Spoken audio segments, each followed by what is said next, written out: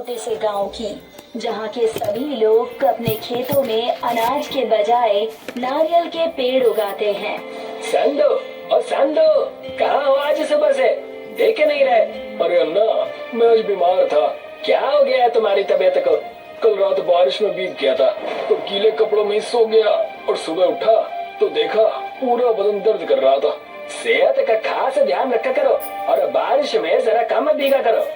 अरे अन्ना, आपको तो पता ही है हमारे गांव में कैसी बारिशें होती हैं। अभी आपको धूप दिखाई देगी और कुछ ही देर में अचानक से आसमान में बादल और हो गई बारिश शुरू।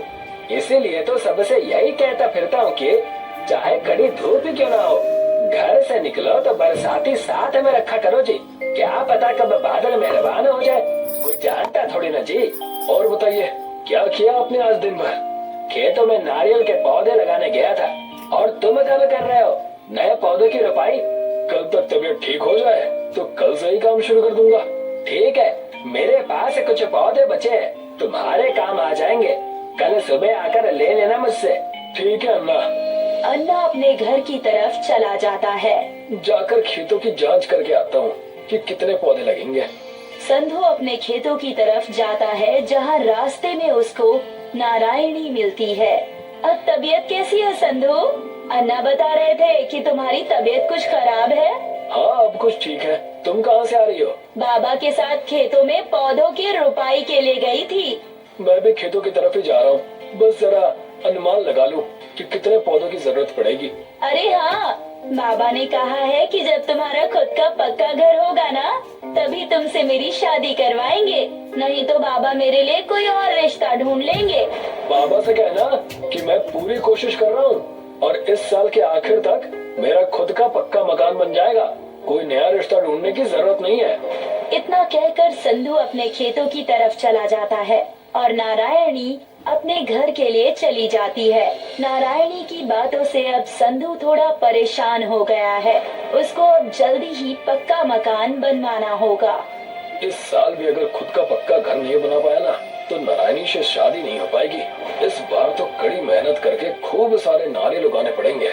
संधू खेतों में जाता है और नाप लेकर आता है कि वो कितनी कितनी दूरी पर पौधों की रोपाई करेगा। घर आकर वो खाना बनाता है और खाना खाकर सोने चला जाता है। कल सुबह जल्दी उठकर खेत जाना है, इसीलिए अभी जल्दी सो जाता हूँ। संधू दिया बुझाकर सो जाता है। अगली सुबह वो जल्दी उठता है और पौधे लेने के लिए अन्ना के घर चला जाता है। अन्ना, ओ अन्ना, मैं आया हूँ, नारियल के पौधे दे दो। अरे अंदर आ जाओ जी, मैं नाश्ता कर रहा हूँ। तुम भी कुछ नाश्ता कर लो, फिर ले जाना पौधे। नहीं अन्ना, मुझे देर हो रही है। आ जाओ जी, शर्मा क्यों रहे हो? तुम्हारा ही घर जी। ये लो बेटी, उसको ये नाश्ता बाहर ही दे दो, अंदर है तो वो आएगा नहीं। ठीक है पिताजी। सरोजनी एक थाली में इडली, वड़ा और चटनी लेकर बाहर आती है और संधू को देती है। ये लीजिए भैया, नाश्ता कर लीजिए। और नाश्ता करने लगता है।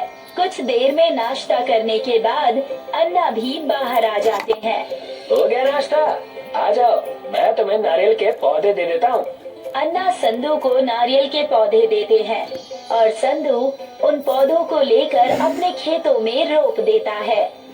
इस बार तो अच्छे से मेहनत करनी होगी, तभी जाकर घर बनाने के लिए पैसे जुटा पाऊंगा। संधू पौधे रोपने के बाद उनकी जड़ों में छोटे छोटे गड्ढे करके खाद और पानी डालता है, ताकि वो जल्दी से बड़े हो जाएं।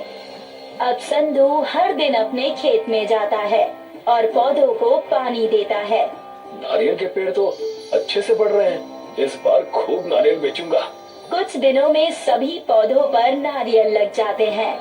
ट्रक वाला आया है नारियल खरीदने के लिए, चलो जल्दी से पेड़ों से नारियल तोड़ लो जी। नहीं अन्ना, इस बार मैं ट्रक वाले को नारियल नहीं बेचूंगा। वो हमसे 10 रुपए में एक नारियल खरीदता है और शहर जाकर दुकान वालों को एक नारियल 50 रुपए में बेचता है। एक नारियल पर सीधे 40 रुपए का मुनाफा जी। वही तो, साल भर मेहनत करे हम लोग और मुनाफा कमाए ये बीच वाले।